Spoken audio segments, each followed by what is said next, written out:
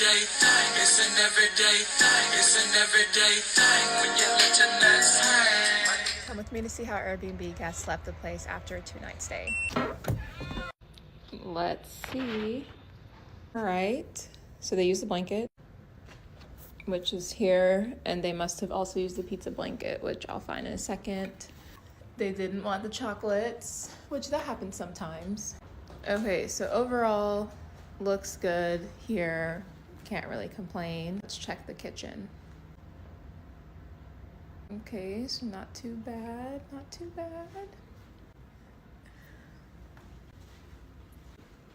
Looks like they didn't use the coffee. Oh, they did. Okay, they opened it. All right. And then let's check the trash. They didn't take the trash out, which I don't require the guests to, because I just use it when I'm cleaning. All the waters are gone. They were thirsty. Okay.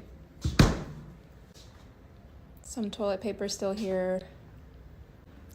Let's check the dishwasher. No dishes. Let's check the oven, because one time I don't really think about checking the oven for some reason. I don't know why. But I remember one of the first guests, I just ended up opening the oven just because to see if they used it. She could at least take the stickers off the oven. Like, we know it's brand new. Like, take the stickers off of it. A mess. There was literally chicken wings hanging out in the oven. I was like, maybe I should start checking the oven each time the guests leave. Okay. Left some trash in the trash can. And hopefully they didn't leave any items in the closet. Okay, all good. I'm always scared to check the bathroom. Dun, dun. They left some soap.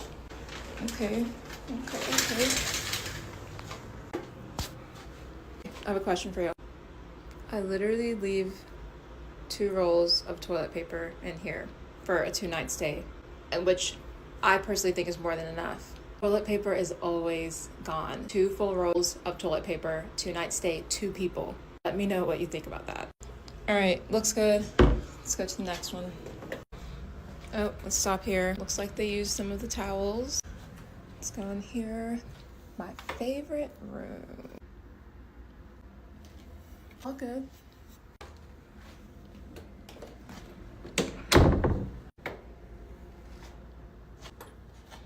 All right, first look, what do we think? Definitely could be more tidy. Here's the pizza blanket. I didn't check the nightstands in the other room, but definitely gonna do that. Let's see if they left anything here. Nothing. Pillows on the floor. Okay. Trash in the trash can.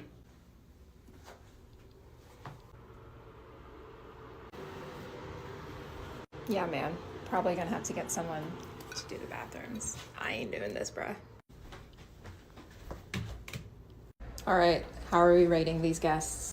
I do have a washer and dryer, and usually is not used for the short stays. Okay, so here's the game plan.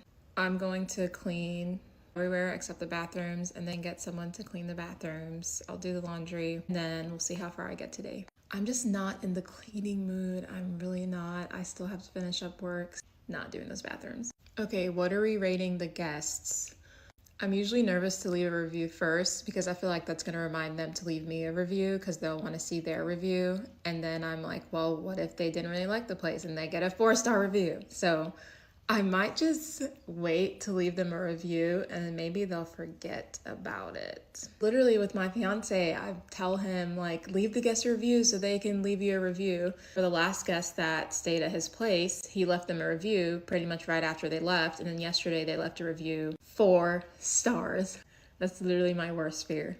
Right now, all 5 stars. They said everything was good. Literally, the main thing they complained about was the doors were hard to get open with a smart lock sometimes, which that has happened to me with my guests. They're either putting the code in wrong, forget something, or they're not waiting long enough, whatever it is. So that happened twice to me with my guests. I ended up just giving them a small partial refund of like $20 saying, hey, sorry that it was hard for you to get in.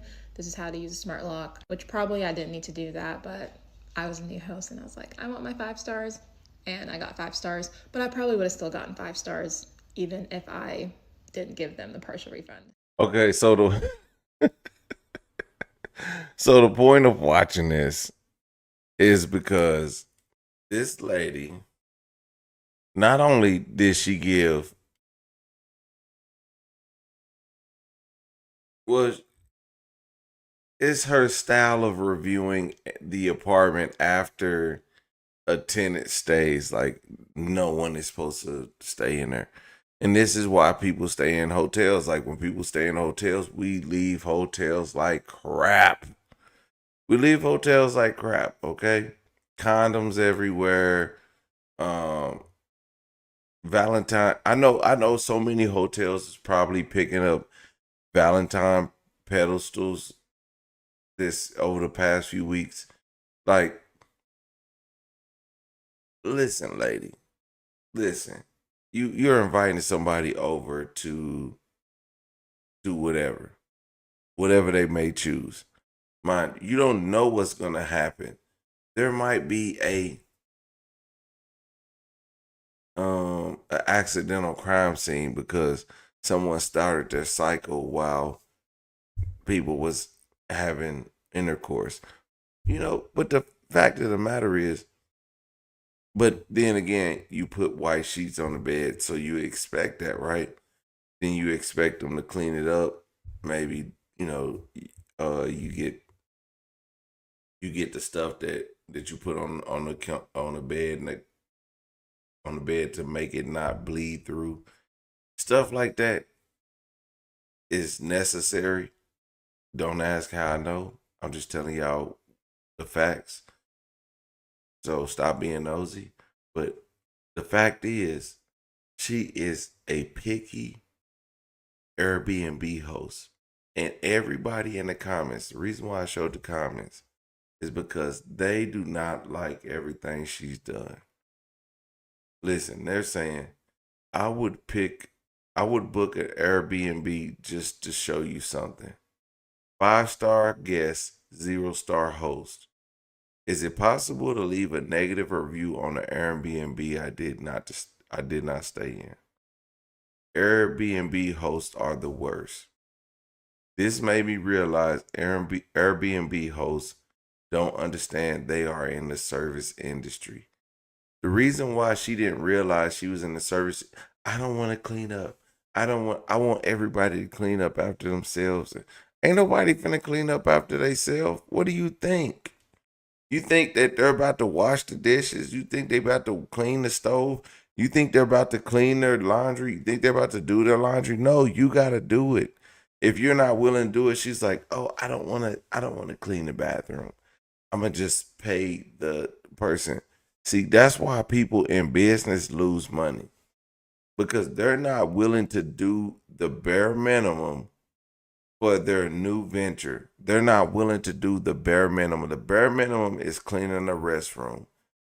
It'll take you 10 minutes to clean that restroom. Spray it down, wipe it down. It wasn't like you had 10 years worth of grime on the toilet. Literally, you could have cleaned it in 10 minutes. But you don't want to do that. So that's how you as an Airbnb host will spend $100 to clean the restroom versus spending 10 minutes. So that 10 minutes costs you $100. And you, my friend, will never make a profit in that business. You won't make a profit. Airbnb guest checked out yesterday and I have not started cleaning. Trying to debate if I want to clean it myself, which I usually do, or if I should hire someone to clean it, which I've done literally only once since I started hosting, or if I should just clean everywhere except the bathrooms and then just get someone to clean the bathrooms because I really don't like cleaning the bathrooms. What do y'all think? I don't have any bookings for this weekend, which doesn't really say much because I usually get the bookings last minute, like 2 or 3 days out. But for some reason, my fiance has bookings like way ahead of time. He has some for next month, even up until June, and I literally will get a booking like 2 or 3 days before the check-in time. So not sure what that means. Let me know if you know. Also, from my fiance, happy late Valentine's Day. So I have weighted blankets for the beds, and I put duvet covers over them just to make sure the weighted blankets last as long as possible. Let me know the technique that y'all use for duvet covers and weighted blankets. I'm about to put mine on. Honestly, I wish it went a lot faster because this does take some time for me.